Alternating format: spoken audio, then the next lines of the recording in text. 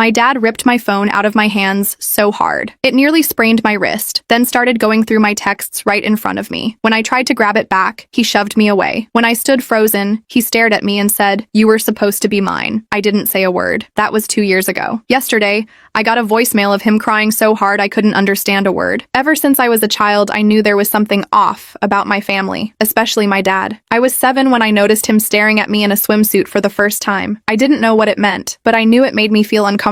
So after that, I did everything I could to put distance between us. Whenever my mom left us alone, I'd try and sit as far away from him as possible. Or whenever we were in the car, I always insisted on sitting directly behind him instead of in the passenger seat, saying it made me carsick otherwise. My plan was working seamlessly until I turned 14 and hit puberty, because that's when me and my dad actually started getting close again. He started buying me things and gave me my own space. This went on for a year, which was long enough to make me believe that he was just overprotective when I was a child. We were spending all our time together, and he was the only adult that didn't make me feel like I was all alone in the world. He listened to me about everything, and always knew just the right thing to say to cheer me up, until I got a boyfriend. That's when everything changed. At first, my dad pretended to be supportive. He cracked awkward jokes, ruffled my hair, said stupid things like, "My little girl's growing up." I smiled and laughed along because I wanted so badly to believe it, to believe he was normal, to believe I hadn't wasted a year convincing myself he was safe. But then came the small punishments: canceling our movie nights, getting too busy for our drives, giving short, cold replies when I tried to talk about school or friends. I thought maybe he was just adjusting. Well, I was standing in the hallway texting my boyfriend when my dad walked past. He grabbed the phone from my hand so hard it nearly sprained my wrist. "What the hell do you think you're doing?" he hissed. I froze. I had never seen him like this before, not even when I was a kid. He aggressively grabbed my phone and started going through all of our texts right in front of me. When I tried to grab it back, he shoved me off him. Not enough to throw me across the room, but enough to make it clear. The kindness had never been unconditional. When he was done reading, he didn't hand the phone back. He just stood there, silent, staring at me. For a second, I almost thought he was about to cry. And then he said it. The sentence that killed whatever was left of the little girl who wanted to believe she was safe. "You were supposed to be mine." My blood went cold, and in that moment, I knew I had to leave. Somewhere, anywhere else. But since I still didn't trust any other relative in my family, I had to make it subtle. So I called my aunt on my mom's side,